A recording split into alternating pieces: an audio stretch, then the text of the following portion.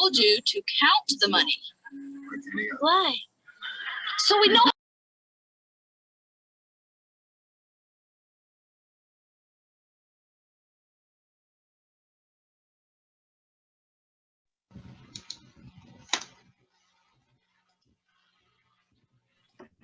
I thought I did. Hello. Hello. Wait. How's everybody?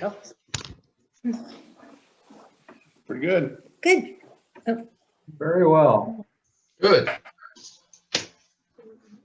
Linda can't talk. She's waiting for the tooth fairy. For the tooth fairy. Went to she the had a dentist. wisdom tooth pulled today. Oh, wisdom tooth. Wow. When was that? When was it? Hey, 2:30 this afternoon. Oh, wow. Were you in a lot of pain this morning? No, this was a scheduled thing. Oh, you just didn't have it done when you were a teenager. yeah. And that's why she has so much wisdom, I guess. Cyrus just had wisdom teeth taken out last week. Oh, did he? Did 4. 4 up? Yeah, the 4. Good. 4 in one shot? Yeah, 2 pulled, 2 extracted, which is exactly how I had it done too. Yeah. At 17. I had 4 taken out at one time. Yeah, me too. Bill did too. Our kids did too. I think mine just came out 2 at a time because I think I was in college when the last 2 came out. It makes you wonder from an evolution standpoint why we still have them. Yes. That's so dentists can charge you and make some money. Exactly. They gotta have a living, make a living. They gotta have something to do. Yeah, pull your teeth. It's called their own PPP. Well, I hope it went well. Was it just one they pulled? Took half an hour. Did they Yeah, put? doesn't take long. Did you go with the? I want the gas, or did they put you out? No, neither one. Just shots. Just the local. No, just Yeah. just the shots. Yeah. Well, And I guess. I did negotiate about the tooth fairy, and yeah, he said with deliveries these days it might be a little delayed. And I had a question for him. I wondered if the tooth fairy was male or female. He didn't know. It was a funny conversation. Tooth fairy comes from Amazon, doesn't it? Yeah. I remember the tooth fairy when I was a child giving me, like, I think the most I ever got was a quarter. Yeah. And when I had children, the tooth fairy was leaving $5 bills, and I'm like, what has happened? Inflation. Apparently. Yeah, I think our oldest son was probably born the same year you were, and I don't think he ever saw more than a quarter. Nor did his younger brother. No. You know, it's funny. This is not so much related, but kind of related. When I was growing up, in my stocking at Christmas, I always got coins. I'd get like nickels, like a few nickels and an orange. Yeah, oranges were big at Yeah. Christmas time for some reason. Yeah. And but now you don't see. I mean, the culture. I don't know what you do, but the coins are not so much a big thing anymore. But Yeah. we used to love that. And you remember you'd have those little coin books where you could put the Yeah. Yeah. and so we would put them in those books, and that was great. Coin doesn't buy much anymore. No, but we used to go to the candy store and get, Yep. a ton of candy for not a whole lot, which was great. I know. Which would lead you to go to the dentist, which would. Which was Yeah, why right. it's Well, that's why they Now we're back- started putting fluoride in the water. That helped a lot. That's right. Now we're back to the tooth fairy. Well, I also had physical therapy today. I mean, I'm just falling apart. And she sent me home with a bunch of candy in a water bottle. Well, there you go. There you go. Yeah. Who knew? Good for her. Well, while we're by ourselves, I've got a question for Jim. Jim, I was watching a TV show the other night, and it was about an accident of an F4 colliding with an airliner in California back in the 70s or 80s. Do you recall that accident? I do remember that, yeah. It was an interesting show. That's when he flew F4s, or did you know that? Yeah. Yeah, I knew that. Yeah. Yeah, you'd be interested if you haven't seen it. It's a crash investigation thing that they have on. So. Who did Yeah, they- I do recall, I do remember when that happened. There was some really bad press over that. Because the guy was totally at fault. I mean, it just, Well, it wasn't as bad as it sounded. It was really bad luck is what it was. you know, But the rear guy got out. it seems like if the rear guy had been doing his job, they would have seen it on the radar. You would think. And it was a commercial jet they crashed with? Yeah. Yes. Yeah, it wasn't a big one. It was more like a Metroliner or something like that. I don't remember what was available back then. But it was coming out of LA, and I think it was out of Miramar, and they just met in Nevada. Yeah. So Who determines if you're the rear guy or the pilot? Well, What you're trained for? yeah, and now the Air Force flew with two pilots a lot. And they had flight controls in both the front and back cockpit of their aircraft. We only had a stick in the front. So it was only people who had been trained to fly airplanes that they let fly them for some reason. And the backseaters, radar intercept officers, went through a totally different program, and they operated the radar and were pretty helpful for navigation. And if you had a really good one, they were really good to have an extra set of eyes looking out behind you. So. Tell them where your Rio went after. Oh yeah, when I came back from Vietnam, the guy I flew with, his name was Dave Bumgarner. Bummer was his call sign.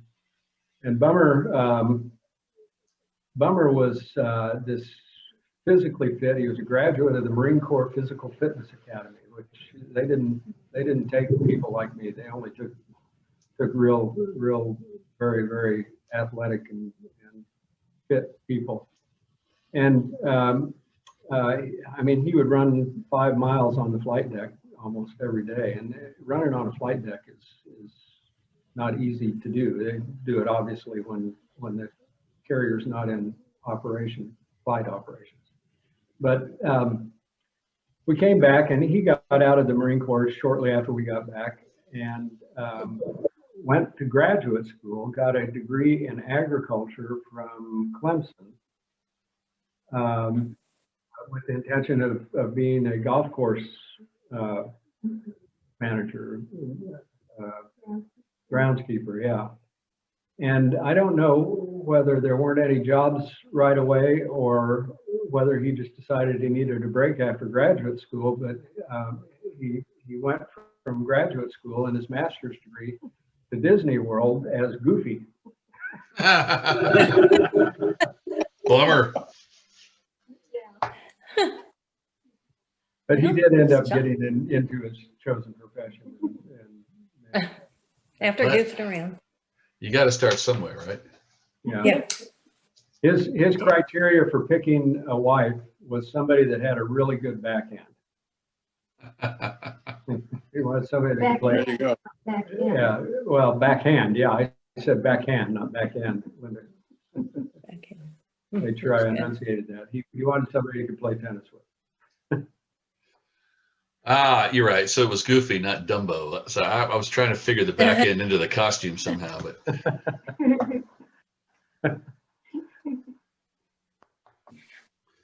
we're Hi, about, Carl. well, we are at time. All right. Mm. Well, welcome. I'm going to give a couple minutes to see if Jeff and Valerie show up because we talked last night that they would be here. So I don't want to start the goodness until we have a full crowd, right? All right. Yeah. Okay. But I will say we're going to do something tonight that you music people will enjoy. Or I hope you will enjoy. So we're going to focus on a couple pieces of music that I'm going to use tonight to explore themes of Epiphany. And I have two pieces of music, and we're going to talk about them. We're going to play one. We're going to talk about it as far as that carries us, and then I'm going to play the other one we're going to talk about. And I think one of them I brought up last week, if I'm not mistaken. I think you did mention something at the end of the session. So since I talked about it, I thought that ought to be one of the ones we use. So we're going to look at a hymn, and we're going to look at an anthem for the season of Epiphany. So the hymn is in our hymnal, hymn 135, which Linda just disappeared. I thought she would be able to just say it off the top of her head. She's going to grab the hymnal right now. Carl already got his. Songs of Thankfulness and Praise. Ah, Yeah, I know that one. To the tune of Salzburg, which you might recognize as an Easter hymn as well. That too. Hello, Jeff, and I'm assuming Valerie. She's not with us yet. I just had to run a quick errand. I am just getting back to the house, and she is, I don't know where she is, but Okay. she's some, There she comes. Here she comes. I don't know where she- in the other room. is she tuning in from the other room? yes, looks like it. Well, her name has appeared on the screen, so we're Yes, I'm- assuming we have an audience somewhere with her. Sorry. There she is. Okay, so Jeff and Valerie, what you missed is everything. So I'm sorry. We're gonna have to Sorry. someone else have to fill you in. Yes. So Carl, did you grab a hymnal? Did I see you grab one? Yes, right there. Okay. So Linda, I'm assuming that's what you slid out to get. Okay. So Jeff and Valerie, we're going to look at two pieces of music tonight, and we're going to talk about them. One is a hymn. We're going to start with a hymn from our hymnal, hymn 135, Songs of Thankfulness and Praise, to the tune of Salzburg, which is an Epiphany hymn. And then we're going to look at an anthem, which is the one I mentioned at the end of the class last week. The Mendelssohn, There Shall a Star from Jacob Come Forth. And we will listen to those pieces. I will also, if I can get my technology to respond to me, I'm going to put the words up for you to see as you listen to the piece I'm going to play. And sometimes we are stuck with the things we have. So I happen to have these two pieces on a certain CD of mine, and that's what you're going to hear tonight. I did search around YouTube, and I just like this version, and you probably know why. So that's what I'll use tonight. So forgive me for being showing a little favoritism. Is there a tenor solo in it or what? There's not a tenor solo, but there is a tenor in it that I happen to like very much. Your brother? Or he's baritone?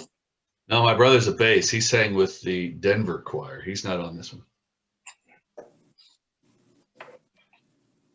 So let's look at songs. Let me see if I can pull this up now. So hang on with me here. I apologize. I didn't get this ready ahead of time. I was trying to I didn't see any of the inauguration today, so I was trying to start to catch up a little bit. Yeah, you Oh, should. you You missed should, yeah. Lady Gaga. I was dreading that, but she did a really nice job. I was in meetings all day. Well, she actually studied opera, which is interesting. That's nice. All right, hang on with me a second here. I'm going to exit the full screen and I'm going to pull some things up.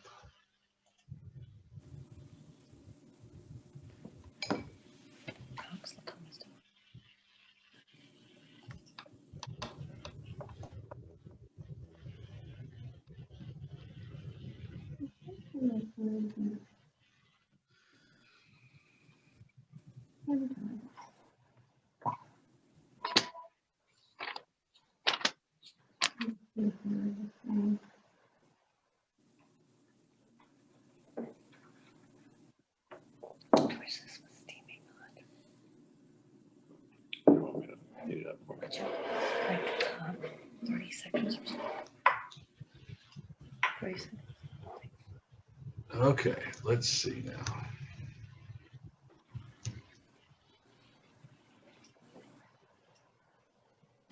Okay, so we're going to begin with the hymn, Songs of Thankfulness and Praise.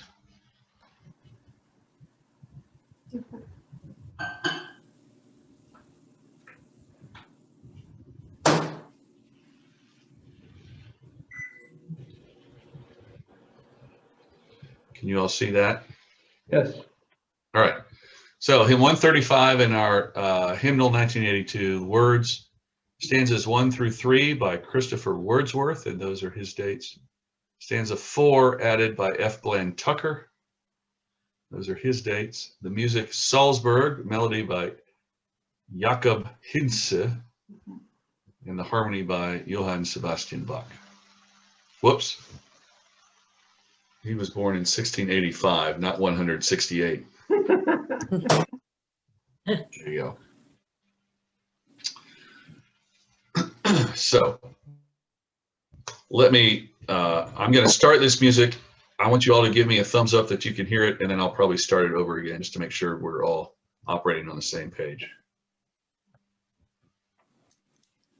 Well, I thought I just had it.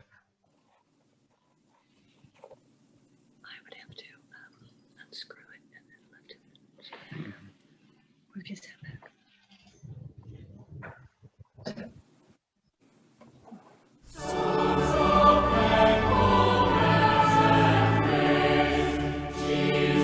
Did that work for everybody? Yes, it did. All right, so let me start it again, and I'll put this down so you can see the words.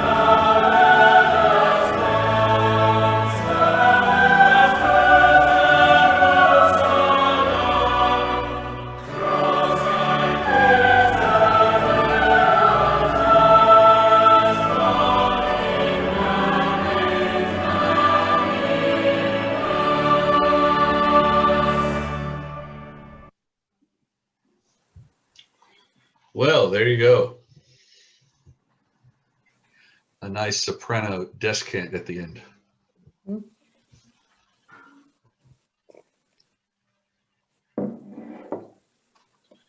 So, thinking on themes of Epiphany, what strikes anybody about this particular hymn?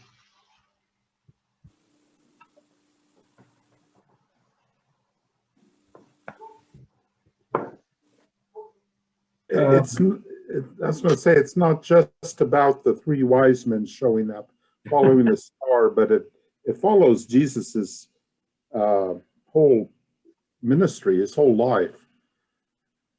Talks about the wedding in Cana, and then you get to the Transfiguration, Palm Sunday, Easter Day. Yes, but at the same time, it is exactly what the, what the Epiphany was trying to bring forth. Where remember we talked last week that those three biggest things were the Magi, the baptism, and the miracle at Cana. And so this highlights all those, but then brings it to a close with the Transfiguration, which is the way we end Epiphany, isn't it? That's the last Sunday of Epiphany. We always do the Transfiguration. But then, Carl, it takes even beyond that to Good Friday and Easter. One thing I find interesting is in the third verse. So, Carl, this would speak to what you just said. Okay. The third verse, I think, is what follows Jesus's life. How he's healing those who are,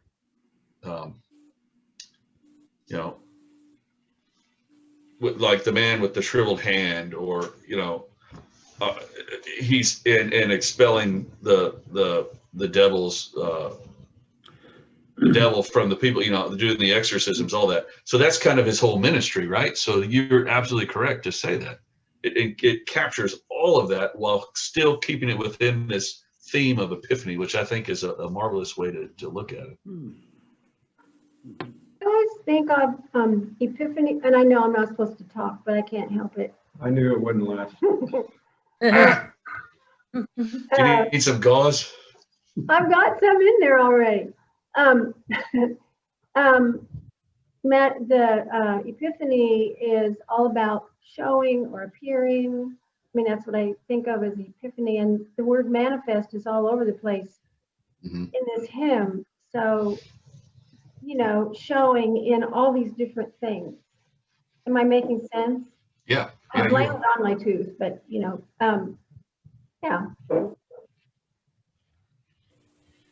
I'd like to say that that in that fourth verse, and I'm gonna whip to here where I lost it. Oh, here it is. Grant us grace to see thee, Lord. That echoes the collect we're going to read on Sunday, doesn't it? Grace to imitate thee now, which is exactly what we pray for in the collect coming up this Sunday. Give us grace, O Lord, to answer readily the call and proclaim to all the good news. I think you're looking at the Lutheran version. Oh. Aren't you?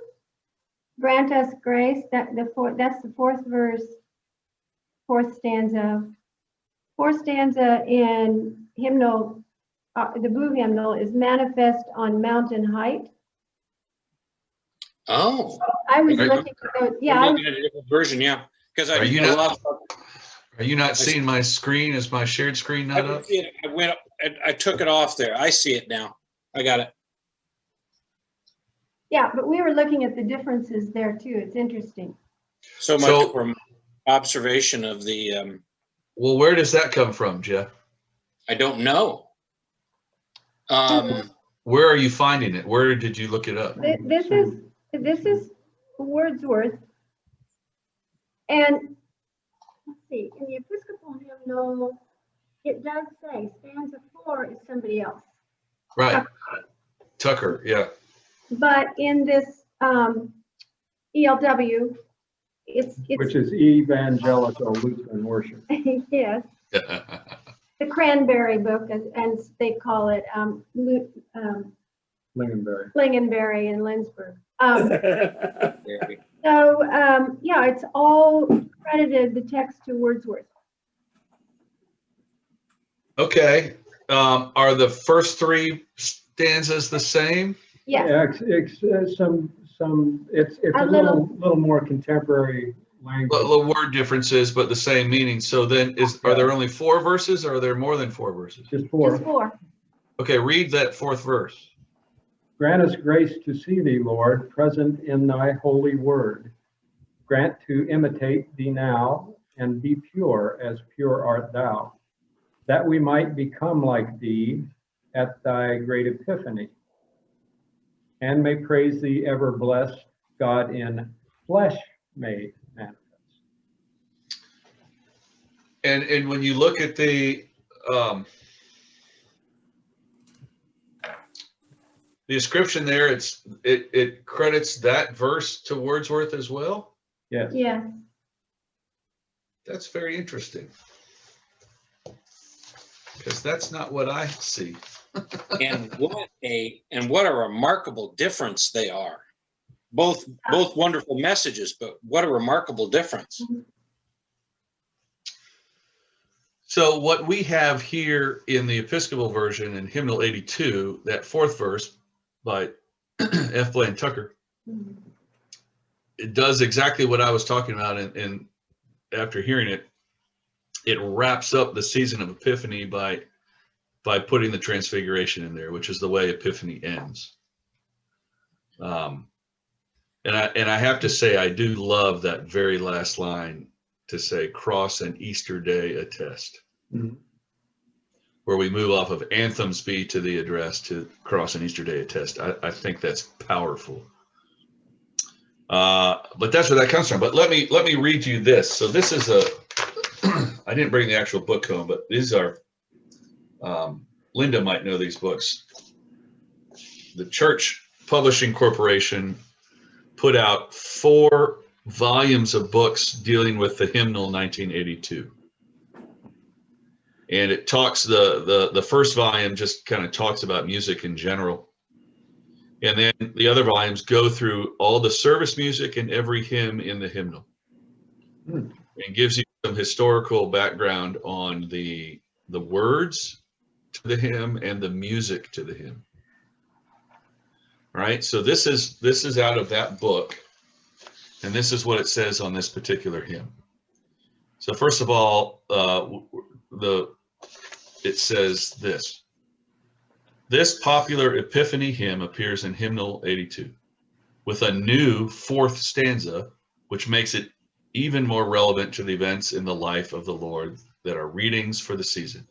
His baptism, which falls in years A, B, and C, his first miracles in year C, and his transfiguration, again, years A, B, and C.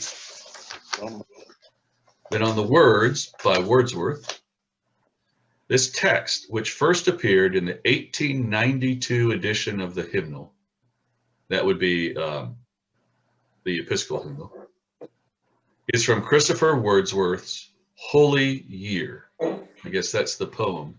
It's called Holy Year, which was written in 1862. It was written for use on the 6th Sunday after the Epiphany, according to the lectionary of the British Book of Common Prayer. The author described it as recapitulation of the successive manifestations of Christ, which have been already presented in the services of the former weeks throughout the season of Epiphany, in anticipation of that future great and glorious Epiphany, at which Christ will be manifested to all, when he will appear again to judge the world. And then what this book says is the original 4th stanza, which was omitted in the hymnal 1940 and the hymnal 1982, is this. And it's not the same stanza that you read, Linda, but maybe there's more stanzas in the original poem. So here is Wordsworth's original 4th stanza. Sun and moon shall darkened be, stars shall fall, the heavens shall flee. Christ will then like lightning shine. All will see his glorious sign. All will then the trumpet hear. All will see the judge appear. Thou by all wilt be confessed, God and man made manifest. There's that word confessed again. Yeah. Well, so he's really bringing in that the future judgment. Yeah. And John's confession. And John John's and confession. Peter's confession. Yeah. Right.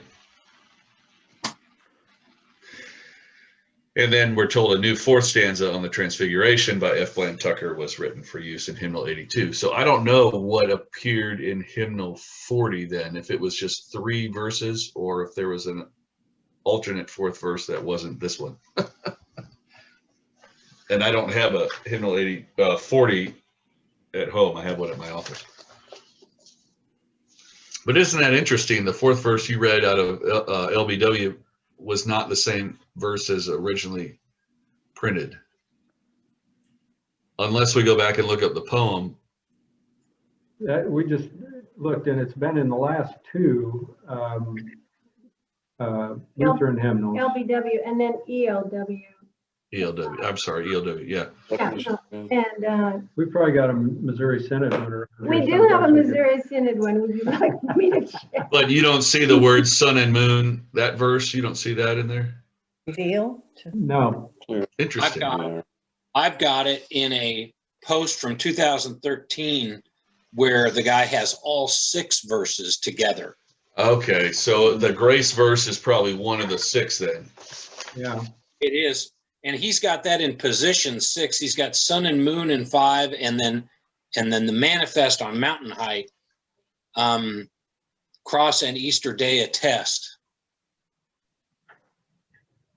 God and man made manifest. All right. That's number 5. Or excuse me, number 4.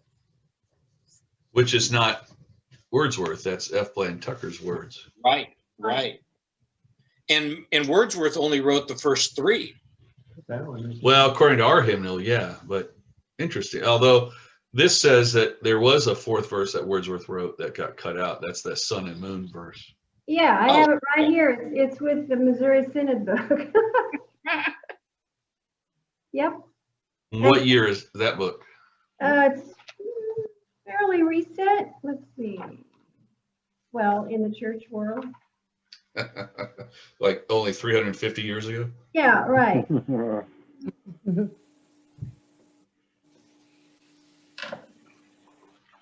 Wasn't that interesting? So it's, the editors of these hymnals then have some power over what is actually put in there and not put in there. Oh, yeah. Yeah, this is 2001, by the way. Oh, wow. Okay.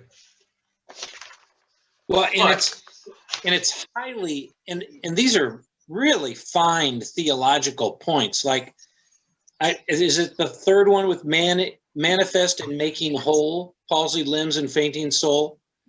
Yeah. Theologically, that is like an Augustine or a Thomas theology where God permits evil to exist in the world so that goodness can be shown. And so that 3rd line, ever bringing good from ill. Right. Quelling all the devil's might, ever bringing good from ill. Really, really fine. Like you said, people, and they, for years, we were talking about it last night, just this organic changing of hymns and lectionary and Book of Common Prayer, and to accentuate theological positions of people who are developing, growing, changing the church. Yeah. But look too at Wordsworth's dates here. If I'm not mistaken, that falls squarely in Victorian time. It does, yeah. That's a very Victorian sounding verse there, isn't it? Oh, yeah, I suppose.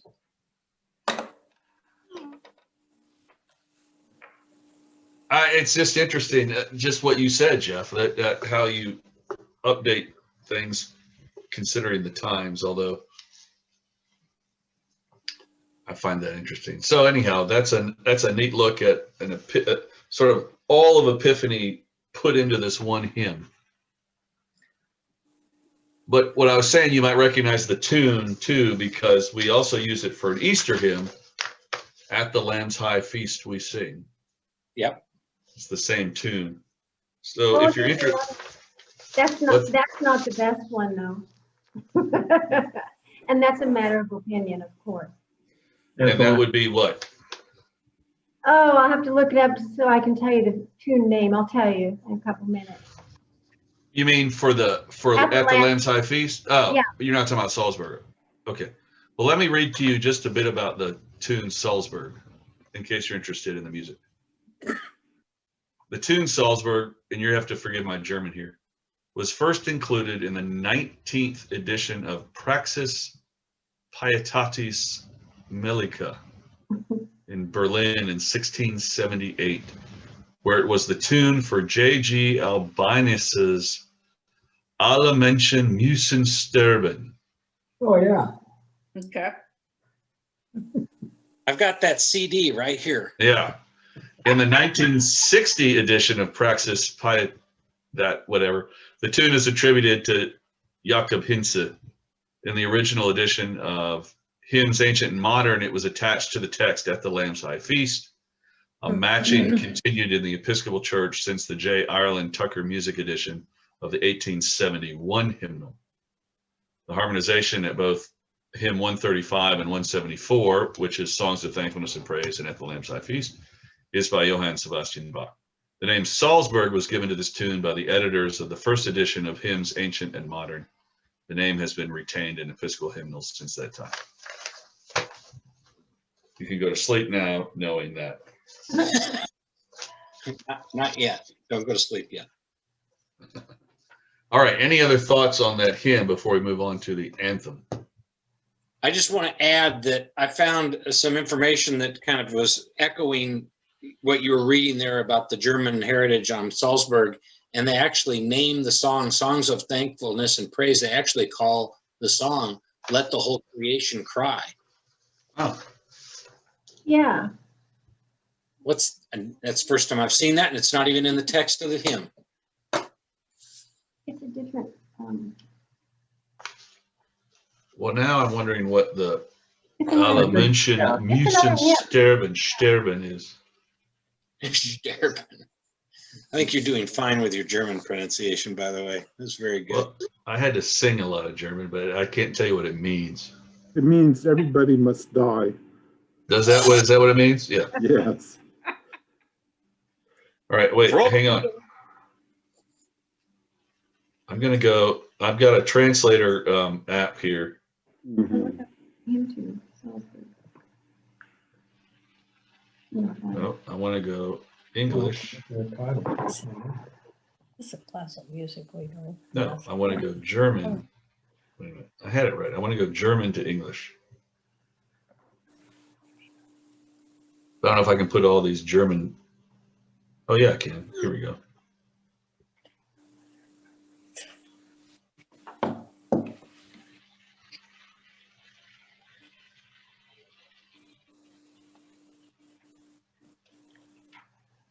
Jeff, what line did you say that had creation again? The whole creation cry. Yeah, let their Let the whole creation cry, right? Yep, yeah, let the whole creation cry. That's right. It's a choral. It was a choral book, or a choral. Well, Carl, you win. I thought you were just kidding around, but you were being honest. Well, yes, of course. All people have to die. That's what it means. It's very serious, yes. I found it. The Lutherans sing a hymn, Let the Whole Creation Cry, to the same Salzburg. I did that too. Yeah. That sounds a lot better than Let All the People Die. Yeah. Let the whole creation cry glory to the Lord on high. Heaven and earth awaken and sing praise to our Almighty King. Praise God, angel hosts above, ever bright and fair in love. Sun and moon, lift up your voice. Night and stars in God rejoice. Nice hymn. Yeah, we used to sing it quite a bit. That's an Easter tune for sure, isn't it? It's in the praise and thanksgiving section, but yeah, sure, it could be. Hallelujah at the end of every line. Yeah. All right, we're going to move on to the anthem. There shall a star from Jacob come forth by Felix Mendelssohn. This comes from a larger work called Christus. It is a piece from within that work. And this first part here is very simple. There shall a star from Jacob come forth, and a scepter from Israel rise up, and dash in pieces princes and nations. Not sure where Epiphany fits into that, but then we go into the Corral section. And what I have here is the version that you're going to hear sings this. To the right in the brackets is an alternate wording for that chorale, which other versions I've seen use. But they differ, which is very interesting to me. And I don't know why that is. If Mendelssohn wrote what he wrote, why there's different worded versions of it. Some people don't like to sing the word sheddeth. Apparently they don't. But we sang lettest in the hymn, which I don't think is a real word, but now we sing sheddeth. And I have to tell you, I've sung both of these ending parts before in different choirs. I learned it with this first one. So it was always weird to sing the second one to me, because just flowing from within me were these words that I learned the first time, which is kind of the nature of music. But so let's take a listen to this.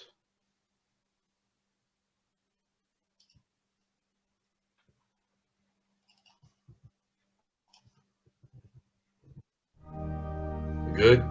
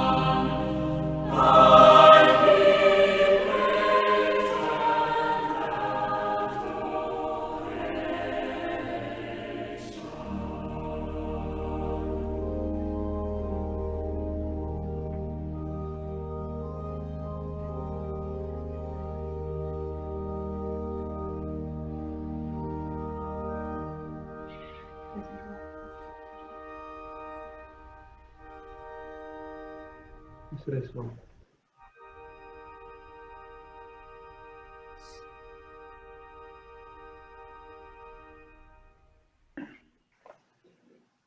And there the star goes off. Oh, from heaven. About that. So sheddeth aside. What do we think of that? Beautiful. We don't sing that tune often enough. That Corral tune? Yeah. Yeah. And I know it as "O Morning Star." How fair and bright. Which is a hymn text. Yeah. Yeah. I thought, Not- how brightly shines the morning star. Yeah. Yeah. That too. So does anything strike you about this that seems odd in terms of Epiphany? You're not my head, so you're not going to understand why I'm asking that question. But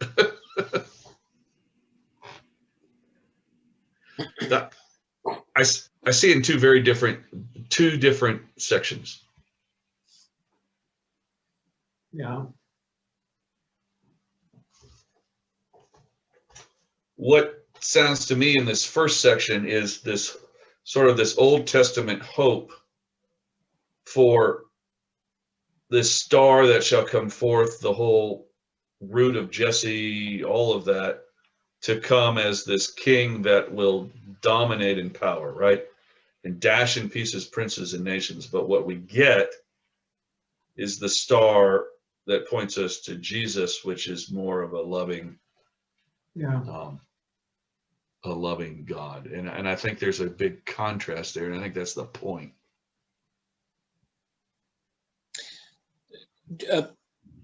Is Peter does Matthew often provide a bridge between those two visions? Because you're right. I mean, clearly the first section there is about the star prophecy and maybe what prophets like Daniel predicted or called for.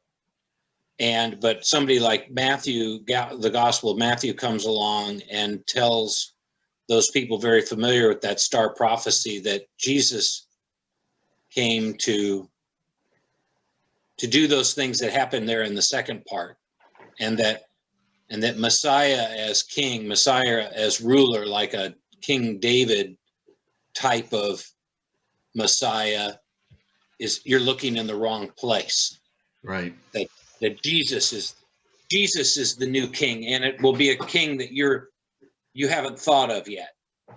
Well, actually, Wonderful Counselor, obviously, and Handel addresses a lot of those new concepts. Right. But interestingly enough, even Jesus, in his loving way, still sort of dashes in pieces princes and nations, doesn't he? Yeah. Oh yeah. Not in a combative way, But he does it in some pretty direct ways from time to time. well, he speaks the truth, which that alone brings down some of those things. And then you got a guy like Constantine who comes along with the cross and does those things, does that conquering bit in the name of Right. Jesus. In the name of Right. So in a sense, this still happens, not in the way that Jesus would have told you he wants it to happen. No. Thy word, Jesus, inly feeds us, rightly leads us. Yeah, so wow. These are a lot different over here, aren't they? They really are. But it still extends from the light from the star.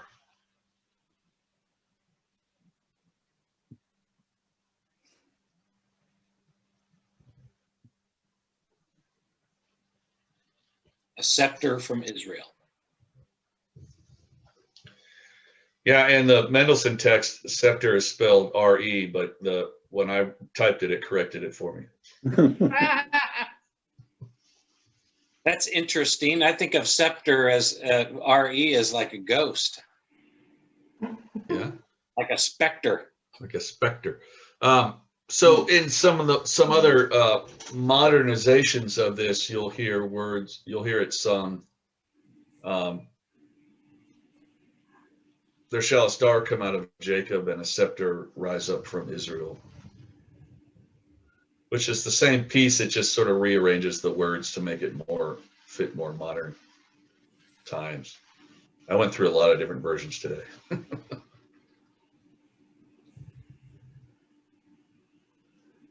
But this just sounds so much more proper to me, that there shall a star from Jacob come forth. Which is, I think, is probably what, well, it's lost in translation, what Mendelssohn wrote. I guess it depends on how the English wants to translate it.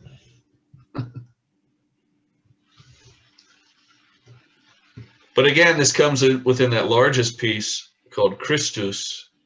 And what is Christ but Messiah, right? The anointed one.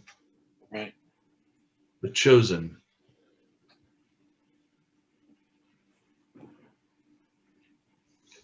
Any other thoughts on this one?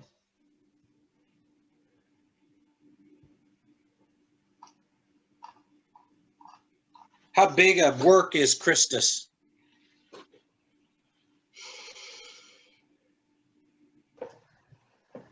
That I don't know. It's not big like Handel's Messiah, Um, but maybe it is. I have to look it up.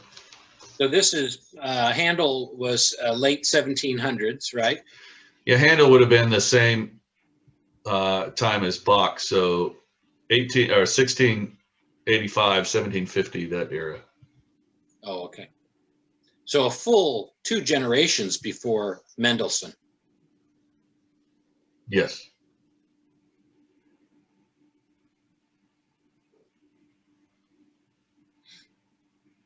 Which is remarkable. With Beethoven in between. All right, let's see here.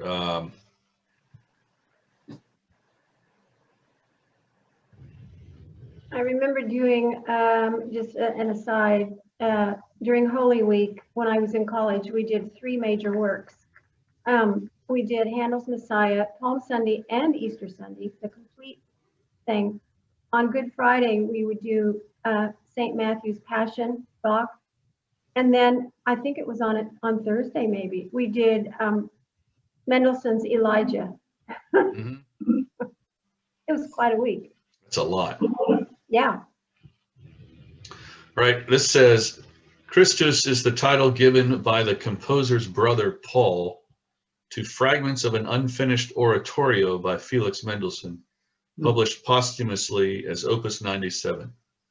The work was suggested by Christian Karl Josias von Bunsen, who compiled the German libretto from biblical sources. Composition began in 1846 and continued through Mendelssohn's last year, which was 47.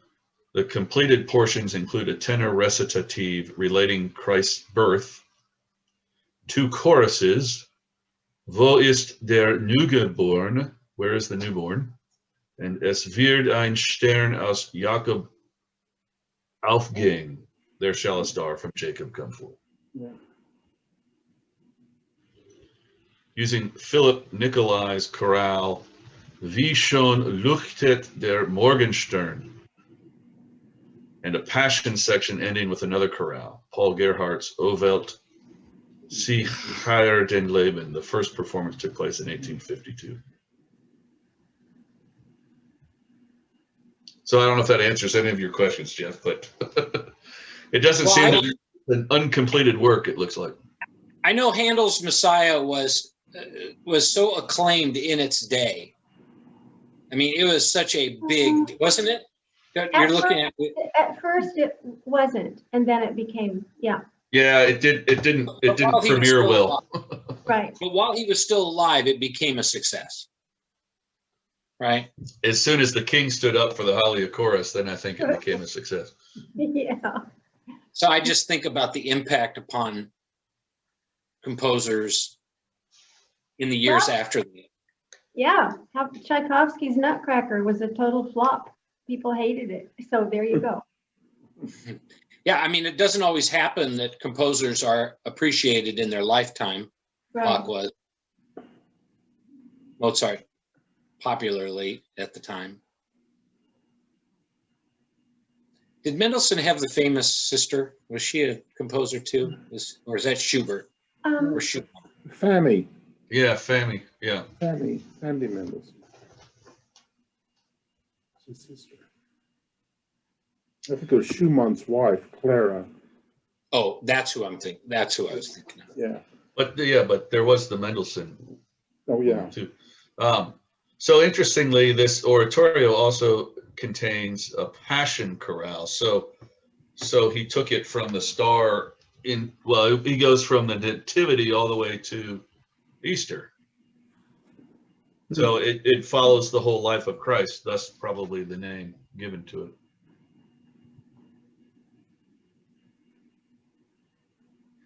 And it says here that there's the tenor recitative relating to Christ's birth. When I was looking through various YouTube versions of this anthem today, I heard that recitative, but it was always by a soprano. It was never by a tenor. It's hard to take solos away from the sopranos. Oh, yeah. They always want to. Yeah. Andy, my takeaway from Epiphany this year is that Epiphany is somewhat overlooked. It used to be a lot bigger. It used to be a lot longer. It used to be a season that the church formerly used to spend an awful lot of time on, and it's sort of a little smothered by Christmas these days. Explain that a little more. At what point was it longer, and how do you mean that? Well, Advent was longer, right? Advent used to be a very long period of time, I should say. Okay, you're not talking in your lifetime experience. You're talking in church history. Yeah, right. Okay, yes, in church history that is true. I'm thinking, well, what happened in the last 55 years that we shortened Epiphany? No. I'm just understanding Epiphany and Advent in a different way this year because of all this study, and I'm learning about it. Right. So yeah, so it was sort of this one continuous season, and then Advent was this longer time that reached back into what we now consider the end of Pentecost, to where they set Advent for a certain number of Sundays, although the number of days itself fluctuates. And Epiphany is one of the biggest fluctuating seasons based on when Easter falls, because you can have as many as 8 Sundays after Epiphany and then last Epiphany. So you're talking 9 Sundays, or you can have 5 or 6, depending on where Easter falls. And yeah, so Epiphany kind of the Nativity got pulled out of it to where Epiphany is a standalone, but it doesn't seem to get as much attention. It really, the feast day tends to get the attention, and the rest of the time is considered more ordinary time, like Pentecost is. Although we do have that theme of light that goes throughout the whole thing. Yeah. I was looking at something today. Oh, one of the other pieces I considered using was a psalm, Psalm 113, and on the album that I was playing, it had it under Epiphany, and I'm like, I don't remember this psalm ever coming in during Epiphany. And so I looked it up in the lectionary, and in fact, it doesn't fall in the season of Epiphany, but it falls in the season of Pentecost. In fact, it's proper 20-year C, which just reiterates the fact that, well, Epiphany, the Sundays after Epiphany still fall into ordinary time, like the season of Pentecost falls into ordinary time. So that's probably why it was put where it was. It's a fine psalm. I just didn't see the Epiphany reference in it. Which number was it? 113.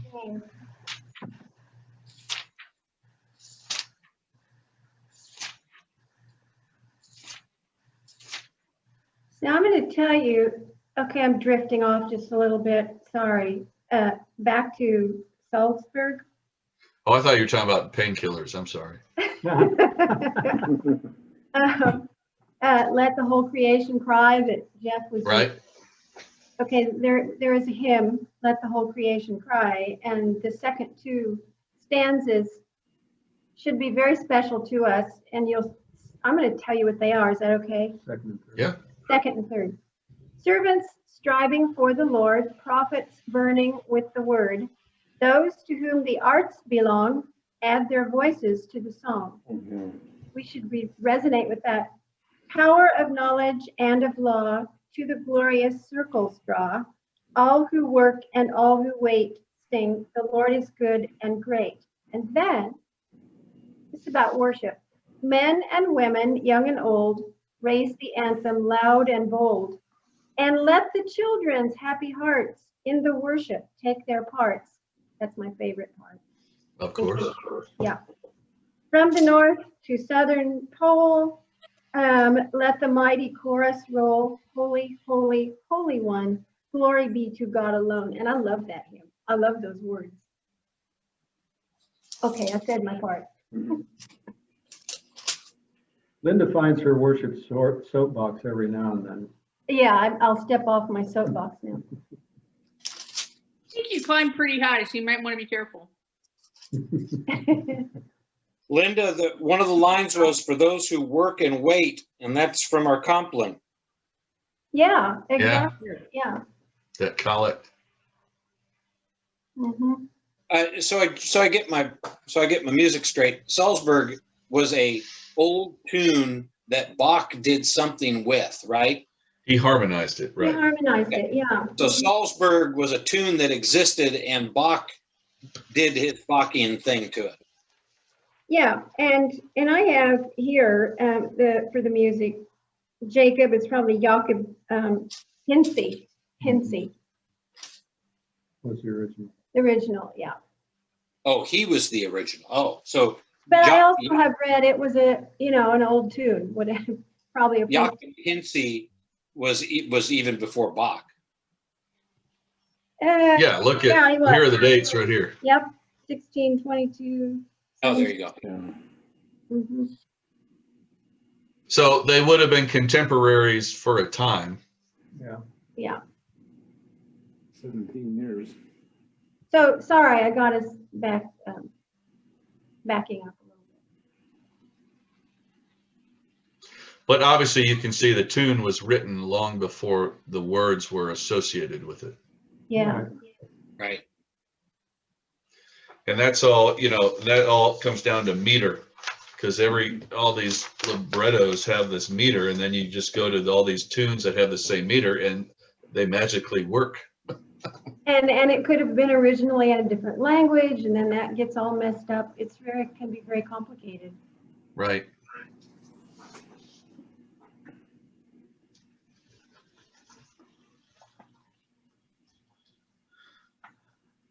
Well, that's what I have for tonight. That was very good, Andy. That was excellent. Kind of fun to look at that stuff.